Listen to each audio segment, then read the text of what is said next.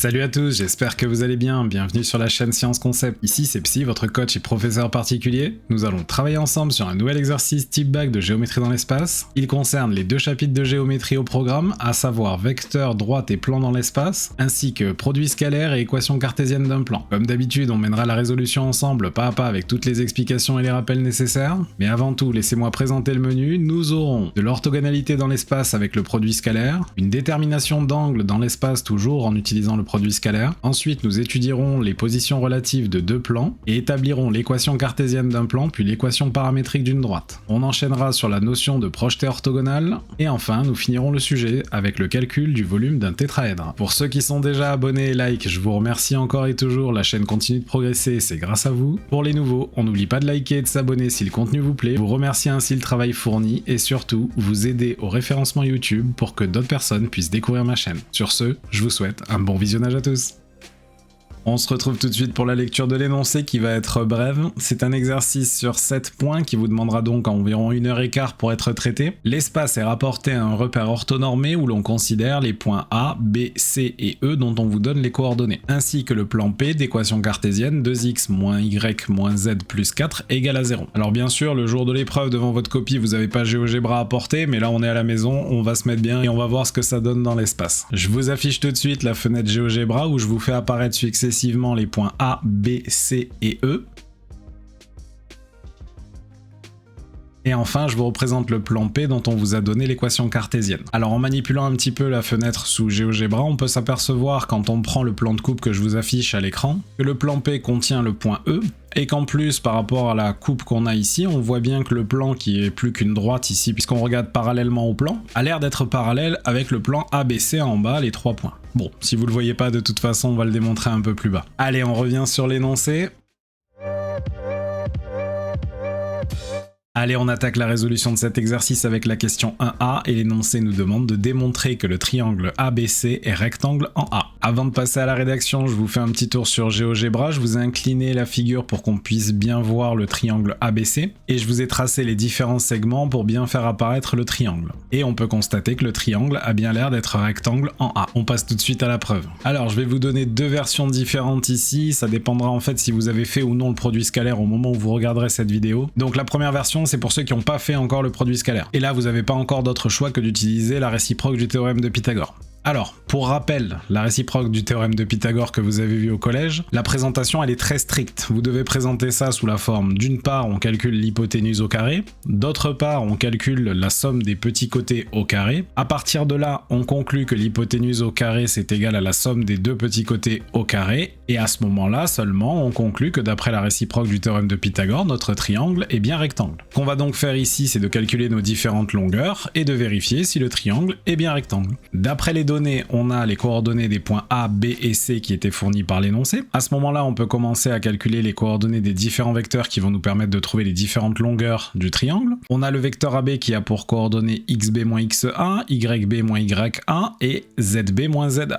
Donc en faisant le calcul avec les coordonnées que je vous ai affichées au-dessus, on trouve que le vecteur AB a pour coordonnées moins 1, 1 et moins 3. De même, avec la même formule, on obtient que le vecteur AC a pour coordonnées 4, 7, 1 et que le vecteur BC a pour coordonnées 5, 6 et 4. Maintenant qu'on a les coordonnées des vecteurs, on va pouvoir calculer les longueurs des différents segments. Pour rappel, on sait que la longueur du segment AB est égale à la norme du vecteur AB.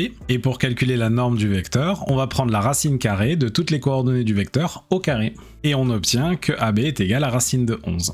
On applique exactement la même formule pour les longueurs AC, BC et on obtient racine de 66 et racine de 77 pour les deux autres longueurs. On peut maintenant mettre en place notre rédaction de la réciproque du théorème de Pythagore. D'une part, on a BC au carré qui représente ici l'hypoténuse qui est égale à 77 et d'autre part, AB au carré plus AC au carré est égal aussi à 77. D'où BC au carré est égal à AB carré plus AC carré. Ainsi, d'après la réciproque du théorème de Pythagore, le triangle ABC est rectangle en A. Ce qui conclut notre première version si vous n'avez pas à disposition le produit scalaire. Passons maintenant à la version 2. Comme je l'ai dit précédemment, la version 2 s'adresse à ceux qui ont fait le produit scalaire dans l'espace. Et on va commencer par un petit rappel sur l'orthogonalité. On sait d'après le cours que si le produit scalaire entre les vecteurs u et v est égal à 0, alors on dit que les vecteurs u et v sont orthogonaux. Pour rapprocher ça avec des figures géométriques, je vais vous prendre la même chose mais avec des points. On va prendre le vecteur u qui va être le vecteur AB et le vecteur v qui va être le vecteur CD dans un premier temps. Et si on a le produit scalaire entre le vecteur vecteur AB et le vecteur CD qui est égal à 0, alors ça veut dire que les droites AB et CD sont orthogonales. Bien, si cette fois je prends le vecteur AB et le vecteur AC, donc ces deux vecteurs contiennent tous les deux le point A, bien si le produit scalaire du vecteur AB et du vecteur AC est égal à 0, cette fois on obtient que la droite AB et la droite AC sont perpendiculaires puisqu'elles ont un point en commun. C'est donc ce qu'on va appliquer ici pour montrer que le triangle ABC est rectangle en A. Pareil que pour la version 1, je commence par rappeler les données, donc on a les coordonnées des points A, B et C qui étaient fournis par l'énoncé. À partir de là, je déroule ma formule pour calculer les coordonnées du vecteur AB,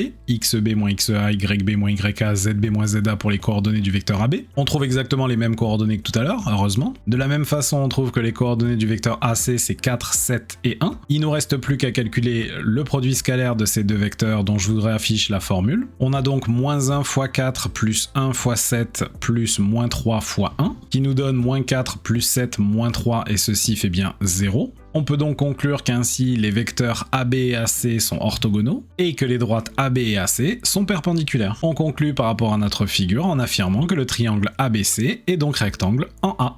Et voilà pour la question 1A. Nous voilà maintenant sur la question 1b et l'énoncé nous demande de calculer le produit scalaire entre le vecteur BA et le vecteur BC, puis les longueurs BA et BC. Je vous réaffiche la formule du produit scalaire qu'on va utiliser dans cette question et on peut démarrer directement la rédaction, je pense pas que vous ayez besoin de rappel particulier. On a trouvé précédemment que le vecteur AB il avait pour coordonnées moins 1, 1, moins 3, d'où le vecteur BA qui est donc son opposé a pour coordonnées 1, moins 1 et 3. De plus, l'énoncé nous avait donné les coordonnées du point B et du point C, d'où on en déduit que les coordonnées du vecteur BC sont 5, 6 et 4. De là, on peut se lancer sur le calcul du produit scalaire entre les vecteurs BA et BC. On obtient 1 fois 5 plus moins 1 fois 6 plus 3 fois 4, ce qui nous donne 5 moins 6 plus 12, qui est égal à 11. Ensuite, l'énoncé nous demande de calculer les longueurs BA et BC. Comme j'en ai parlé à la question précédente, il faut faire la racine carrée des coordonnées au carré de nos différents vecteurs. Pour la longueur BA, on obtient donc que c'est norme du vecteur BA, qui est donc égale à racine de 11, et pour la longueur BC, on obtient que c'est la norme du vecteur BC, qui nous donne racine de 77. Si à la question A, vous aviez utilisé la version 1 au niveau de la rédaction, vous aviez déjà ces résultats-là. Voilà pour la question 1b. Nous voilà maintenant à la question 1c et l'énoncé nous demande d'en déduire la mesure en degrés de l'angle ABC arrondi au degré. On va commencer par un rappel sur la formule du produit scalaire qui va être concerné dans cette question. Vous devez savoir que le produit scalaire entre les vecteurs U et V vous a été donné dans le cours comme étant égal à la norme de U fois la norme de V fois le cosinus de l'angle entre les vecteurs U et V. Si je me rapproche un petit peu de la question qui nous est posée ici, on va calculer le produit scalaire entre les vecteurs BA et BC qui va être égal à la longueur BA fois la longueur BC fois le cosinus de l'angle entre les vecteurs BA et BC. Laissez-moi vous faire une figure, je vous ai représenté le vecteur BA et le vecteur BC, et on voit apparaître au milieu l'angle entre BA et BC. Si je vous note maintenant les points qui correspondent à ces vecteurs, on a B qui est en bas, A à droite, et le point C qui est en haut, pour correspondre aux vecteurs BA et BC. Bien en fait, l'angle que vous avez au centre, l'angle entre le vecteur BA et BC, c'est en fait l'angle ABC, dont on vous parle dans la question. Bien laissez-moi modifier la formule du cours que vous aviez, on a en fait que le produit scalaire entre le vecteur BA et le vecteur BC est égal à BA fois BC fois cosinus de l'angle ABC. Maintenant que ce point est éclairé, on va passer à la rédaction. On sait que le produit scalaire entre le vecteur BA et le vecteur BC est égal à la longueur BA fois la longueur BC fois le cosinus de l'angle ABC. Or, d'après la question 1b, on sait que le produit scalaire est égal à 11, la longueur BA est égale à racine de 11 et la longueur BC est égale à racine de 77. En remplaçant dans l'équation précédente, j'obtiens que 11 est égal à racine de 11 fois racine de 77 fois cosinus de l'angle ABC. Il ne nous reste plus qu'à travailler sur cette équation pour répondre à la question. Si vous le calculez à la main, mais je me fais pas trop de faux espoirs, ou si vous le calculez sur votre calculatrice, vous avez que racine de 11 fois racine de 77 c'est égal à 11 fois racine de 7. Et en passant le 11 fois racine de 7 de l'autre côté de mon équation, ça me permet d'isoler le cosinus de l'angle que l'on recherche. À partir de là, je peux simplifier les 11 en haut et en bas. J'obtiens 1 sur racine de 7 qui est égal à cosinus de l'angle ABC. Petit complément sur les racines en passant, on laisse reste pas de racine au dénominateur, donc on multiplie en haut et en bas par racine de 7 et on obtient qu'en fait c'est racine de 7 sur 7. Et on obtient que cosinus de ABC est égal à racine de 7 sur 7. À partir de là, pour trouver la mesure de mon angle, il faut que j'utilise arccos ou cos-1 sur votre calculatrice, et on obtient que l'angle ABC est égal à cos-1 de racine de 7 sur 7. Attention de bien vous placer en degrés pour avoir la bonne mesure de l'angle, et on obtient sur votre calculette 67,79 qui arrondi au degré P nous donne comme résultat 68 degrés. Et voilà pour notre question 1C. On arrive à la question 2A et l'énoncé nous demande de démontrer que le plan P est parallèle au plan ABC. Avant de passer à la rédaction, on va faire un tour rapide sur GeoGebra. Je vous ai représenté en bleu le plan ABC et en orange le plan P. Et au fur et à mesure qu'on tourne la figure, on s'aperçoit qu'effectivement les deux plans sont bien parallèles. En particulier, je vous fais un arrêt sur image sur un plan de coupe parallèle au plan et vous voyez bien que ces deux plans se transforment en droite et on s'aperçoit bien qu'ils sont parallèles. C'est ce qu'on avait constaté au tout départ quand on avait démarré la figure. On va maintenant passer à la rédaction. Et on va faire un rappel sur la notion de plan parallèle. On va prendre un plan P1 et un plan P2 parallèles. Pour chacun d'entre eux, je vous représente un vecteur normal que je note N1 et N2. Et de quoi on s'aperçoit sur la figure, c'est qu'en fait, les deux vecteurs N1 et N2 sont collinéaires. Bien normalement, c'est ce qu'on vous a donné dans le cours dans le deuxième chapitre, c'est que pour montrer que deux plans sont parallèles, il faut montrer que deux de leurs vecteurs normaux sont collinéaires. L'ennui ici, c'est qu'au niveau du plan ABC, on n'a pas de vecteur normal. Donc ce que je vais vous proposer, c'est de rajouter à ça un autre point méthode, qui est que pour montrer qu'un vecteur est normal à un plan, il faut montrer que ce vecteur est normal à deux vecteurs non collinéaires d'un plan. Bien ici, appliquons ça au plan ABC. Si on a le vecteur normal au premier plan qui est orthogonal à deux vecteurs non collinéaires du plan, alors le vecteur n sera aussi normal au plan ABC. Concrètement ici, au niveau de la méthode qu'on va appliquer, on va trouver les coordonnées d'un vecteur n normal au plan P. Ensuite, on va vérifier que ce vecteur normal est aussi un vecteur normal au plan ABC. Et puisque les deux plans admettront un même vecteur comme vecteur normal, bien nos deux plans seront parallèles. C'est parti pour la rédaction. On sait que P a pour équation cartésienne 2x moins y moins z plus 4 égale à 0. Et je vous rappelle que dans le cours, on nous a donné que si une équation cartésienne d'un plan s'écrit ax plus by plus cz plus d égale à 0, ça nous donne que le vecteur n de coordonnées a, b, c, qui sont les coefficients de x, y et z, est un vecteur normal au plan. Bien ici, on identifie les coefficients 2, moins 1 et moins 1 qui vont nous donner que le vecteur n de coordonnées 2, moins 1 est un vecteur normal de P. Bien maintenant, on va vérifier que ce vecteur normal est bien normal au plan ABC. Pour cela, on calcule les produits scalaires du vecteur n et du vecteur AB ainsi que du vecteur n et du vecteur AC. Dans les deux cas, on obtient 0. Et pour rappel, les vecteurs AB et AC sont deux vecteurs non collinéaires du plan ABC puisqu'on avait montré que le triangle ABC était rectangle en A. À ce stade, on obtient que n est un vecteur orthogonal à deux vecteurs non collinéaires du plan ABC. N est donc un vecteur normal au plan ABC. Il ne nous reste plus qu'à conclure. Les plans P et ABC admettent un même vecteur comme vecteur normal, ils sont donc parallèles. Ce qui conclut la question 2A. Nous arrivons maintenant à la question 2B et l'énoncé nous demande d'en déduire une équation cartésienne du plan ABC. Dans le précédent sujet où on avait eu une équation cartésienne de plan à établir, le plan était très particulier donc on n'a pas pu dérouler la méthode. Ici on va voir la méthode sans le produit scalaire pour que ça convienne au maximum de personnes. Si vous avez vu la méthode avec le produit scalaire et que vous gérez cette méthode, elle peut tout à fait être exécutée ici. Nous on verra ça dans une prochaine vidéo. Je vous rappelle la méthode pour établir l'équation cartésienne d'un plan sans le produit scalaire. Il vous faut d'abord connaître ou déterminer un vecteur normal au plan et alors à ce moment là, vous savez que le début de votre équation cartésienne s'écrira ax plus by plus cz avec a, b, c les coordonnées du vecteur n. Et ensuite de ça, on considérera les coordonnées d'un point. Donc par exemple ici, je vous prends le point A qui appartient au plan ABC. Et vu que le point A appartient au plan, on sait que ces coordonnées vérifient l'équation. Donc ça nous permettra de déterminer la valeur de d. Bien, c'est parti pour la résolution. On sait que le vecteur n de coordonnées 2, moins 1 est un vecteur normal du plan ABC. Donc une équation cartésienne du plan ABC est de la forme 2x moins y moins z plus d est égal à 0. De plus, le point A appartient au plan ABC, donc les coordonnées de A vérifient l'équation cartésienne du plan ABC, et on a 2xa moins yA moins za plus d est égal à 0. Je vous réaffiche les coordonnées du point A, on avait xa qui est égal à 2, yk qui est égal à moins 1 et za qui est égal à 0. Ainsi, quand on remplace, on obtient que 4 plus 1 plus d est égal à 0, et enfin on obtient que d est égal à moins 5. À partir de là, on peut conclure, on obtient une équation cartésienne du plan ABC, 2x moins y moins z moins 5 égale à 0. Et voilà pour la question de B.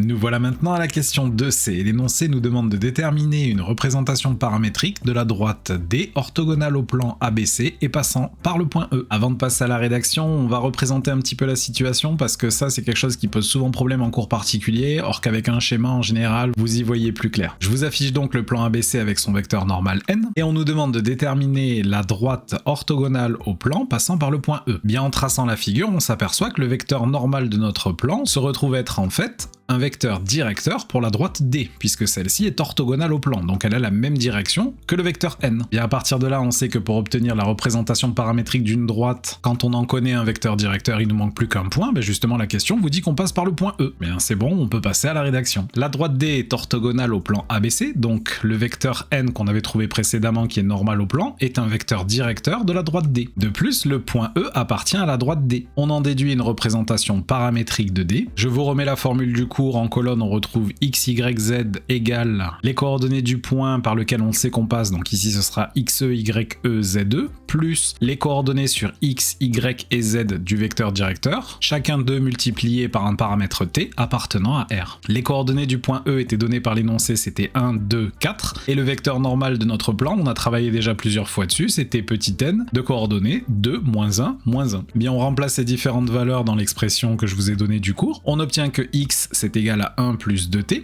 que y c'est égal à 2 moins t, et que z c'est égal à 4 moins t, toujours t appartenant à R. Et voilà pour la question de C.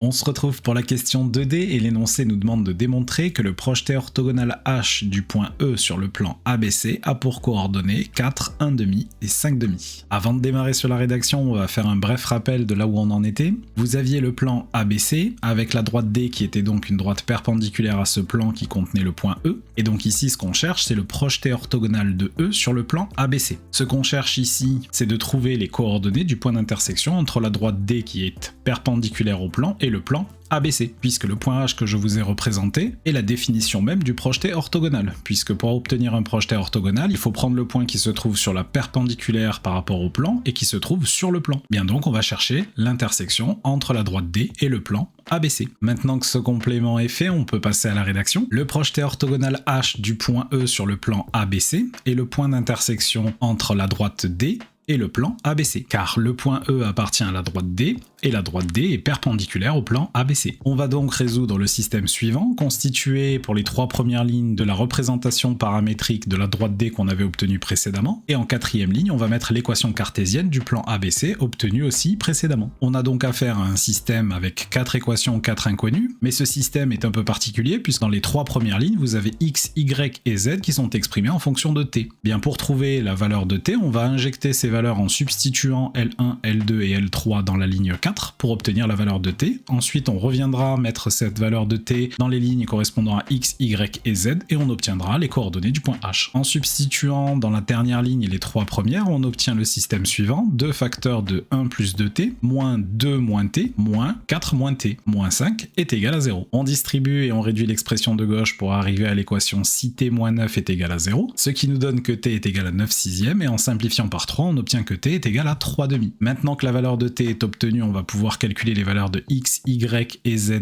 du point H. On obtient xh qui est égal à 1 plus 2 fois 3 demi qui nous donne 4, yh qui est égal à 2 moins 3 demi qui nous donne 1 demi, et enfin on obtient zh qui est égal à 4 moins 3 demi qui est égal à 5 demi. D'où les coordonnées du point H sont 4, 1 demi et 5 demi. Et voilà pour la question 2D. Nous voilà maintenant à la 3e et dernière question de l'énoncé. On nous rappelle que le volume d'une pyramide est donné par V égale 1/3 de B fois H, où B désigne l'aire d'une base et H la hauteur de la pyramide associée à cette base. Et on nous demande de calculer l'aire du triangle ABC, puis de démontrer que le volume de la pyramide ABCE est égal à 16,5 unités de volume. Avant de passer à la rédaction, on va faire un petit tour sur GeoGebra pour éclaircir tout ça. J'ai essayé de vous trouver un angle où on voit à peu près le tétraèdre. De toute façon, façon, à la fin, je vous le ferai tourner. On retrouve en bleu notre plan ABC qui contient donc la base de notre pyramide. Sur ça, je vous ajoute la droite D qui était donc perpendiculaire au plan et qui contenait le point E. Ensuite, je vous représente le point H qu'on a trouvé qui était donc le projeté orthogonal du point E sur le plan ABC. Et enfin, je vous rajoute les arêtes du tétraèdre. On va faire tourner tout ça pour que vous puissiez voir en 3D ce que la figure donne. Pour rappel, on avait obtenu au départ que le triangle ABC était un triangle rectangle, ce qui va nous permettre de trouver l'aire de la base. Et enfin, au niveau de la hauteur, en fait, vous avez ici que la hauteur de la pyramide associée à la base ABC, c'est en fait le segment HE. Bien, on va pouvoir passer à la rédaction. On va démarrer par le calcul de l'aire du triangle ABC. Comme je l'ai dit tout à l'heure, le triangle ABC est rectangle en A, on l'avait montré tout au départ de l'exercice. Donc l'aire du triangle ABC, c'est égal à AB fois AC, les côtés adjacents à l'angle droit, divisé par 2. Pour trouver les longueurs des côtés, il me faut les coordonnées des vecteurs dont on va calculer les normes. Donc on va commencer par les coordonnées des vecteurs. On a le vecteur AB qu'on avait calculé précédemment qui avait pour coordonnées -1, 1, -3, et le vecteur AC qui avait pour coordonnées 4, 7, 1. D'où on peut calculer les longueurs des segments AB et AC en prenant la norme des vecteurs. Pour AB c'était déjà fait, et pour AC, selon que vous ayez fait la version 1 ou la version 2 tout au départ de l'exercice, il faut la calculer maintenant. Donc on obtient racine de 11 et racine de 66 pour les deux longueurs. Ainsi, on obtient que l'aire du triangle ABC est égale à racine de 11 fois racine de 66 divisé par 2. Vous le faites à la main ou sur la calculette et on obtient 11 racine de 6 divisé par 2. Et on n'oublie pas UA pour unité d'aire à la fin de notre calcul d'aire. Ensuite, pour calculer le volume, on va avoir besoin de la longueur du segment EH. Il ne faut pas oublier de justifier que EH est la hauteur de la pyramide. Donc on sait que la droite EH, en fait c'est la droite D, elle est perpendiculaire au plan ABC. Donc la longueur EH est la hauteur de la pyramide ABCE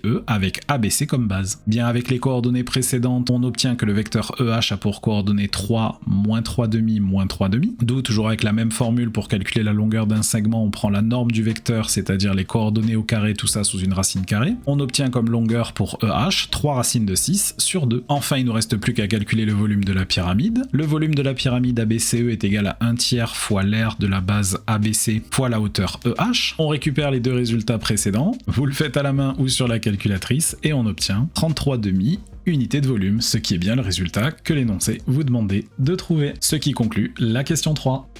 Voilà, le sujet est maintenant terminé, j'espère que vous avez apprécié le contenu. En tout cas, j'ai essayé d'être aussi qualitatif qu'avec mes élèves en cours particulier. Je vous souhaite bon courage pour vos révisions et que les notes soient avec vous. Et je vous dis à bientôt.